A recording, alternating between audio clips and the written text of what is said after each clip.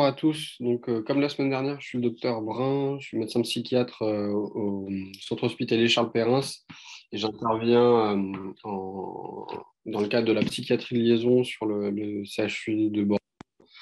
Donc, on est une équipe pluriprofessionnelle qui intervenons sur la majorité des services de médecine et de chirurgie du CHU.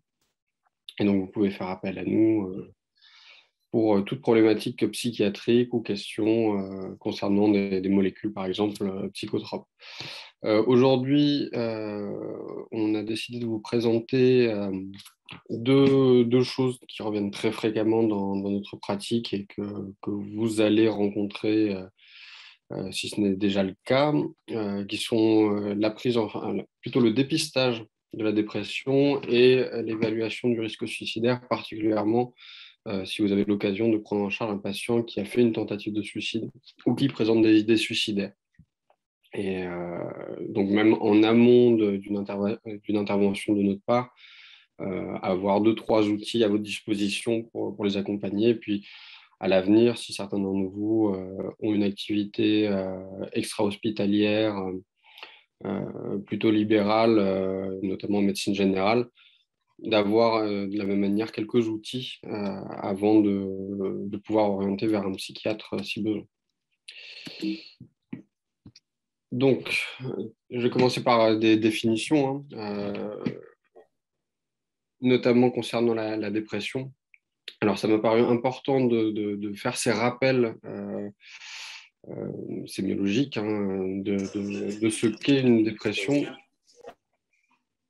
parce que alors, c'est loin d'être systématique, je ne vais pas caricaturer, mais une des demandes d'évaluation récurrentes en psychiatrie de liaison, c'est devant des symptômes dépressifs et qui ne correspondent pas forcément à un syndrome dépressif en tant qu'épisode dépressif caractérisé, selon le DSM-5 ou trouble dépressif selon la CIM-10. Enfin, on ne rentre pas dans le cadre d'une pathologie psychiatrique en tant que telle.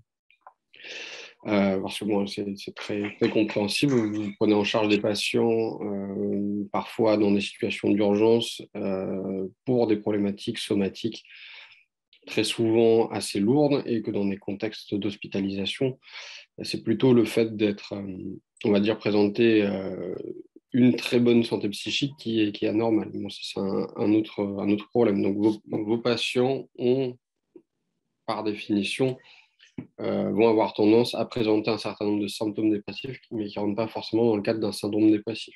Être triste, voire avoir des idées de mort dans des contextes de pathologie somatique parfois sévères ou chroniques, on est plus dans la normalité du fonctionnement psychique.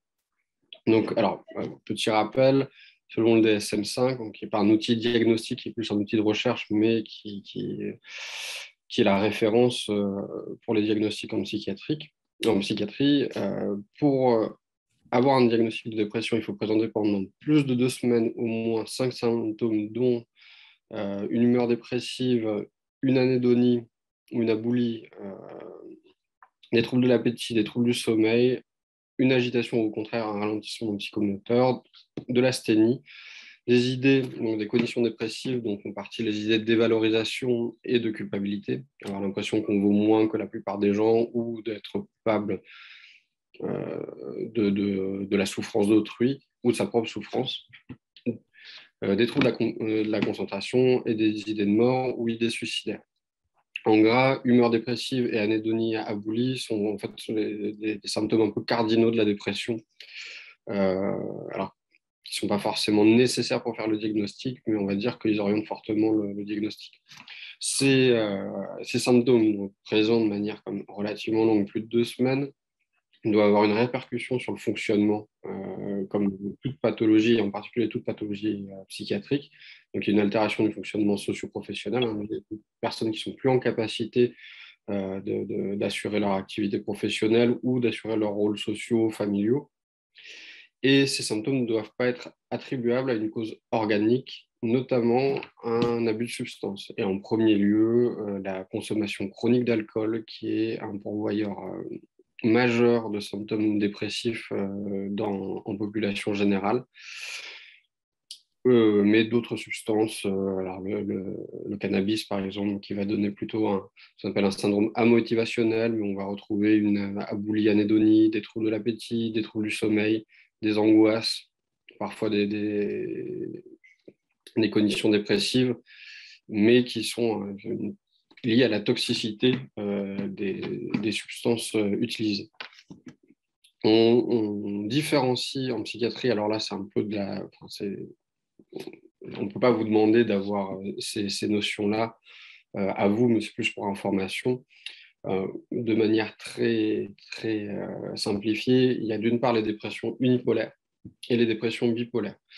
Les dépressions unipolaires sont des patients qui ont présenté un ou plusieurs épisodes dépressifs caractérisés au cours de leur vie, mais sans rentrer dans le cadre d'un trouble bipolaire. Alors, ça s'explique très certainement par des mécanismes neurochimiques qu'on ne maîtrise pas à l'heure actuelle. Hein.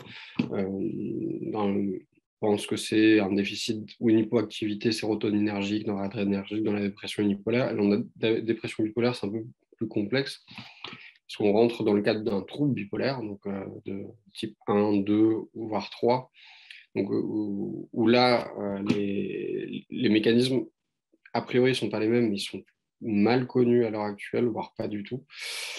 Et dans le cadre d'un trouble bipolaire, il va y avoir de dépression. Dans le cadre d'un trouble bipolaire, il va y avoir quelques spécificités cliniques, en général qui sont en miroir avec les états maniaques, donc qui sont l'autre facette des troubles bipolaires.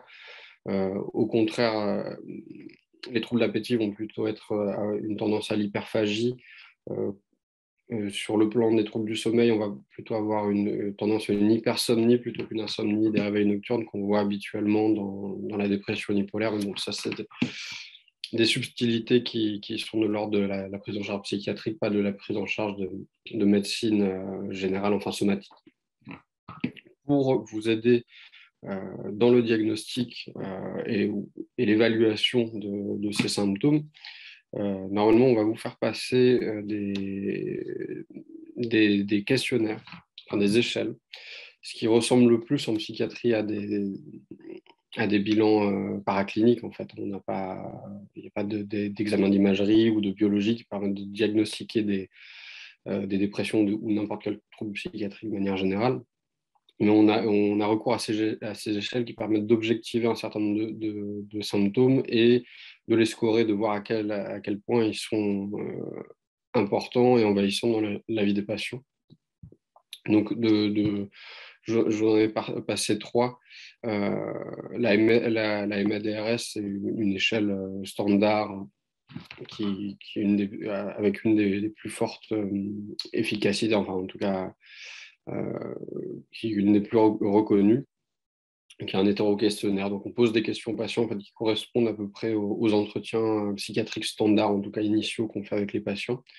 Et la seconde, la PHQ-9, c'est un auto-questionnaire. Donc là, c'est un peu plus simple, on va dire. Il suffit de donner le questionnaire au patient, il le remplit, et ensuite on cote, on voit s'il complète s'il rentre dans le cadre d'un syndrome dépressif et à quelle intensité.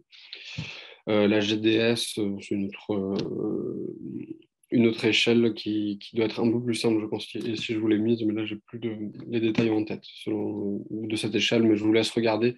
Les documents que j'ai fait passer sont accompagnés d'un ensemble d'informations explicatives sur comment les échelles ont été faites, dans quel but et quelle est leur utilisation.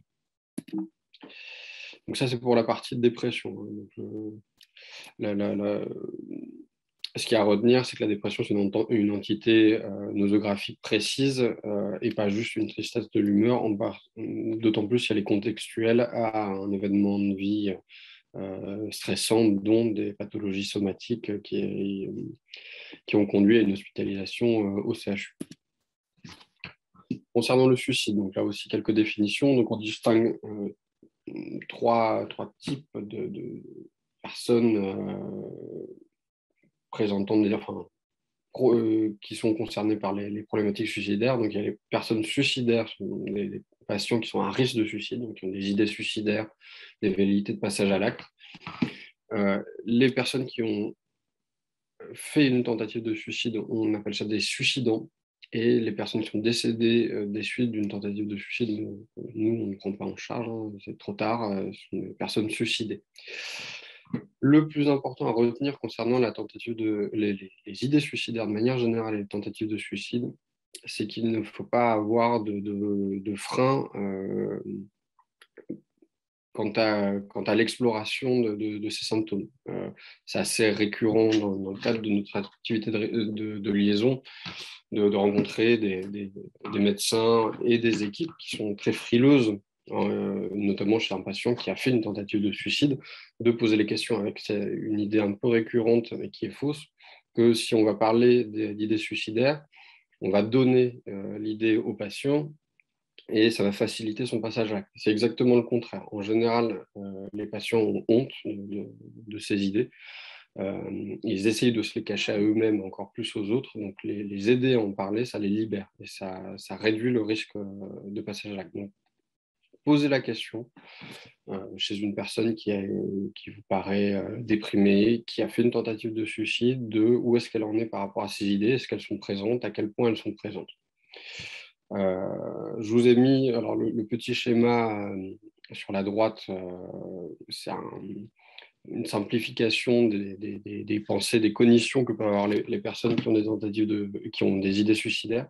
L'idée suicidaire en elle-même n'est pas quelque chose de pathologique. Ça peut arriver à plein de monde, en population générale, devant une situation complexe, stressante, un facteur de stress important, d'avoir comme possibilité pour mettre fin à la souffrance, pour échapper aux facteurs de stress, d'avoir l'idée, bon, si j'en finis, j'aurai plus de soucis.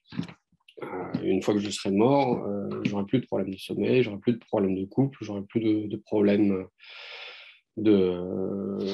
financiers, j'aurai plus de problèmes du tout. Donc c'est en soi avoir cette idée isolée et qui n'est pas envahissante n'est pas un problème. Mais par contre, plus le stress va être chronique, associé à un possible syndrome dépressif qui s'additionne à la situation ou lié à une dépression purement chimique, hein, qui n'est pas liée à des facteurs de stress, plus les alternatives au suicide comme réponse à un facteur de stress vont se réduire. Et il va y en avoir de moins en moins. C'est pour ça que plus vous descendez dans l'entonnoir, moins il y a de smileys, donc qui sont les réponses, les alternatives non létales à un facteur de stress, et les idées suicidaires qui au départ n'étaient qu'une réponse parmi une multitude deviennent petit à petit une des seules, voire la seule réponse à la situation. Et c'est là, dans ce cas-là, qu'il y a un fort risque de passage à l'acte et souvent des passages à l'acte. Hein. Donc il faut du temps. Ce n'est pas juste avoir une idée suicidaire qui va entraîner une tentative de suicide, mais à force, l'idée suicidaire va devenir la seule échappatoire possible à la situation. Alors, pour votre culture, j'ai noté les effets Werther et Papageno, qui en fait sont Alors, pour l'effet Werther, c'est un phénomène de contamination, d'épidémie de suicide qu'on voit généralement quand il y a des personnes très connues du grand public, des stars, notamment comme Kurt Cobain, à sa mort, il y a eu une explosion des tentatives de suicide. Et c'est quelque chose qu'on voit très fréquemment chaque fois malheureusement qu'une célébrité décède de tentatives de suicide, il y a derrière un certain nombre de gens qui se reconnaissent dans cette souffrance et qui vont avoir recours à la même solution, donc qui est de se donner la mort. A contrario, depuis plusieurs années, depuis qu'on s'est rendu compte de cet effet-là, des psychiatres et des journalistes militent pour donc, ce qu'on appelle un effet Papageno, qui est l'effet inverse. C'est-à-dire que quand une célébrité ou quand le suicide va devenir un sujet d'actualité, de médiatiser le fait qu'il y a des alternatives au suicide, notamment des soins. Donc, sans vouloir cacher l'information que telle ou telle personne est décédée de telle ou telle manière. Le but, c'est de rappeler que c'est une situation bien entendu malheureuse, mais qu'il y a des solutions, et notamment des soins. Alors des numéros verts, les centres de consultation médico-psychologique, des psychologues, des psychiatres que les personnes peuvent consulter. Donc ça, c'est un travail entre psychiatres et journalistes. En pratique, pour vous, si vous avez un patient qui a des idées suicidaires ou qui a fait une tentative de suicide, donc pour évaluer le risque de passage à l'acte et le risque de passage à l'acte ou de récidive, on utilise ce qu'on appelle une échelle REI, alors qui n'est pas une échelle à proprement parler où on va pas coter et donner une note sur 20 et qui dira bon, au-dessus de 18, vous allez faire une tentative de suicide, en dessous de 12, c'est pas grave. C'est plutôt une manière de systématiser le recueil d'informations et d'évaluer quel est le degré de risque, d'urgence, de dangerosité d'un passage à l'acte. Donc, parmi les facteurs de risque, donc on recueille les facteurs individuels qui statistiquement augmentent le risque de passage à l'acte. Donc, c'est être de sexe masculin, les patients qui ont fait déjà des tentatives de suicide, les patients qui ont des troubles psychiatriques chroniques, quels qu'ils soient, le sentiment de dévalorisation, une tendance à l'impulsivité et une certaine rigidité de pensée.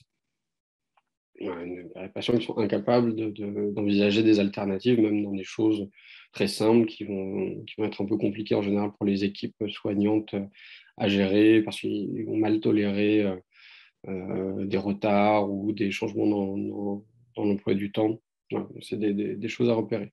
Et ensuite, un certain nombre de facteurs de risque familiaux, alors là, on ne vous en voudra pas de ne pas les explorer, hein, mais c'est plus pour votre culture. C'est les personnes qui ont souffert de négligence ou de maltraitance sont plus à risque de faire des tentatives de suicide. Les personnes qui sont dans des situations de conflits familiaux, alors par exemple des divorces qui se passent mal, ou d'autres conflits intrafamiliaux, les personnes qui ont été en situation d'abandon, qui ont été abandonnées particulièrement dans le jeune âge. Ensuite, alors bon, c'est rangé dans les facteurs familiaux, mais c'est aussi un facteur personnel. Hein, les troubles d'usage des substances favorisent le risque de passage à l'acte. Et enfin, les antécédents psychiatriques familiaux rentrent dans le lot. Et enfin, il y a un certain nombre de facteurs psychosociaux qu'on recherche, les difficultés économiques, l'isolement, les séparations récentes, les deuils récents et des difficultés, alors qu'elles soient scolaires, professionnelles, judiciaires, plus généralement d'intégration sociale. Donc ça, c'est l'évaluation des facteurs de risque. Ensuite, on évalue le degré d'urgence, et en fait, qui va permettre d'avoir à peu près une idée de quelle va être la temporalité des interventions et des soins en fonction de la préparation en fait, du passage à l'acte. C'est-à-dire, donc dans l'ordre du moins grave au plus grave, il y a des pensées suicidaires sans scénario, il y a une situation complexe, enfin un facteur de stress important, je pense à la mort, mais voilà, sans plus, il n'y a pas à me donner la mort, mais je ne pense pas à un scénario spécifique. Ensuite, c'est les personnes qui ont avancé dans ces problématiques et là qui vont se mettre à réfléchir à une manière concrète en fait, de passer à l'acte, que ce soit pendaison, intoxication médicamenteuse volontaire, défenestration, enfin, je ne vais pas vous faire la liste de toutes les façons de se donner la mort. Mais cependant, ils ne sont pas dans une volonté immédiate. Ils prévoient de le faire peut-être un jour. Et enfin, l'urgence maximale, c'est le passage à l'acte qui est prévu. Alors, un bémol à mettre là-dessus, c'est pas la même chose d'avoir prévu de passer à l'acte dans 2 jours et prévu de passer à l'acte dans 2 ans si ma situation ne s'améliore pas. Voilà. Donc, techniquement, il faut prévu à court terme serait plus adapté. Et enfin, ce qu'on évalue par rapport au risque suicidaire, c'est la dangerosité. En fait, de manière très pratique, est-ce que le patient a un moyen de se donner la mort près de lui? C'est pas la même chose une personne, un patient chasseur à la maison qui a une collection d'armes et qui veut se mettre un coup de fusil, de la personne qui envisage je sais pas, de se jeter d'un avion et qui n'a pas les moyens de prendre l'avion, voilà, ou d'acheter une arme alors qu'elle n'a pas d'argent, elle ne connaît pas les réseaux pour acheter une arme illégalement. Enfin, voilà. Mais globalement, demandez comment vous avez prévu de le faire, quand est-ce que vous avez prévu de le faire et avec quoi. Et donc ça, c'est ce qui correspond à la dangerosité. Euh, si les patients ont prévu de le faire dans les jours qui viennent avec des médicaments qu'ils ont à disposition à domicile, qu'ils ont stockés pendant plusieurs jours ou mois dans l'hypothèse de passer à l'acte et qu'ils ont l'intention de le faire à court terme, ce n'est pas du tout la même chose que le patient qui vous dit moi, je vais acheter une arme et là je me tirerai dans la tête, mais sans avoir les moyens d'avoir ce moyen à disposition. En pratique, nous, ce qu'on fait de manière assez systématique, initialement pour quasiment tout patient qui rentre ou quand il y a un doute sur des possibles idées suicidaires et une évaluation qu'on poursuit au moins pendant la première semaine d'hospitalisation. Donc, c'est fait par les soignants des unités. On recueille donc des facteurs de risque. Alors là c'est vraiment beaucoup plus pratique que que les autres facteurs de risque que je vous ai présentés. On recueille d'abord les facteurs de risque standards. Est-ce que le patient est hospitalisé suite à une tentative de suicide? Est-ce qu'il a un antécédent de tentative de suicide? Est-ce qu'il a un trouble psychiatrique sévère, un antécédent d'hospitalisation en psychiatrie, un antécédent familial au premier degré de tentative de suicide? Le premier degré sont les parents et frères et sœurs et enfants, donc les personnes qui sont directement reliées dans l'arbre généalogique. D'ailleurs, les frères et sœurs sont du second degré, pardon, donc ce sont les parents et les enfants. Et non, les frères et sœurs. Je vous dis, pardon, je me suis trompé. Donc, parents, frères, sœurs et enfants, c'est les antécédents familiaux au premier degré. Et enfin, le statut professionnel, en gros, chômeur ou inséré professionnellement. Donc ça sont des facteurs de risque qui vont rester figés tout le temps de l'hospitalisation chez vous. Donc, vous notez le nombre de facteurs de risque. Est-ce qu'il en a 2, 3, 4 voilà. Ça sont des choses qui sont fixes normalement le temps de l'hospitalisation. Ensuite, ce qu'on demande aux équipes infirmières, c'est quotidiennement d'évaluer les facteurs de risque dynamiques. Est-ce qu'il y a des symptômes dépressifs? Est-ce que le patient se projette ou non dans l'avenir? Est-ce qu'il y a une présentation anxieuse ou au contraire une tendance à l'agitation? Est-ce qu'il y a des idées suicidaires qui sont planifiées? Des velléités de fugue?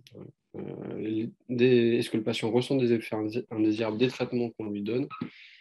Est-ce qu'il y a une modification brutale de l'humeur? Est-ce que les événements de vie négatifs auxquels le patient pourrait être confronté sont toujours en cours? Et est-ce qu'il y a consommation de toxiques? Donc ça, c'est des facteurs de risque qui vont être amenés à évoluer au cours de l'hospitalisation. Théoriquement, nous, on considère qu'il y a un risque à partir de 3 facteurs de risque, alors qu'ils soient des facteurs de risque standards ou des facteurs de risque dynamiques. Voilà, 3 facteurs de risque. À partir de 3 facteurs de risque, on fait un suivi pendant une semaine de l'évolution de ces facteurs de risque. Ensuite, de manière systématique, notamment pour vous, je pense que dès qu'il y a attendez pas qu'il y ait 3 facteurs de risque pour faire un suivi quotidien systématique. Faites-le dès que vous avez une notion d'antécédent de tentative de suicide, de velléité suicidaire ou de motif d'hospitalisation de tentative de suicide. Il vaut mieux être un petit peu trop prudent que pas assez. Ensuite, ce qu'on fait, c'est donc quotidiennement, en fonction de l'évolution de cette note, on va être plus ou moins interventionniste et protecteur vis-à-vis du patient. Ce n'est pas la même chose un patient qui a 10 facteurs de risque et qui ne font qu'augmenter au cours de l'hospitalisation et un patient qui en a 2. et où ça va pas bouger du tout tout au cours de l'hospitalisation. Une chose très importante, il est noté dans les facteurs de réussite dynamique la modification brutale de l'humeur. Alors, intuitivement, on pense aux modifications plutôt vers le bas, donc modification d'une humeur neutre ou légèrement dépressive à dépressive sévère, mais il faut penser également dans l'autre sens. C'est-à-dire qu'il y a une présentation très classique en psychiatrie chez les patients suicidaires, c'est que au début, ils vont présenter une très grande souffrance de manière générale, qu'ils vont exprimer. Et une fois qu'ils vont avoir qu'ils vont avoir décidé du jour, de l'heure, du moyen de passer à l'acte, ça les apaise énormément. Ça fait baisser très brutalement leur anxiété. On a l'impression que les patients sont plus tristes, sont même plutôt sereins. Et ça, cette modification brutale, elle est inquiétante. Donc, une personne qui s'enfonce doit vous alerter. Une personne qui, du jour au lendemain, passe d'un état de dépression caractérisé à tout va bien, là, il faut être très, très vigilant. Et c'est des patients qu'on surveille comme le lait sur le feu quand ils sont en unité psychiatrique. Parce que malheureusement, c'est souvent cette prise de décision qui les rassure, qui apaise toute leur souffrance d'un coup. Et dans les jours qui suivent, il y a un risque majeur de passage. Voilà. Alors, c'était très court comme présentation. C'est très clair. Je ne sais pas s'il y a des questions. En tout cas, c'est des choses que nous, on va être amené à discuter avec vous individuellement dans le cadre de la psychiatrie liaison, mais c'est des situations qui sont très courantes. Et je vous invite vraiment à nous poser des questions. Et notamment, encore une fois, on est une équipe pluriprofessionnelle, donc avec des médecins, on va présenter des choses de manière assez théorique, on va dire, mais aussi des infirmiers qui, eux, prennent en charge ça quotidiennement dans les unités de psychiatrie et qui peuvent vous venir en aide à vos équipes aussi pour l'accompagnement et la prise en charge de ces patients. Voilà, merci.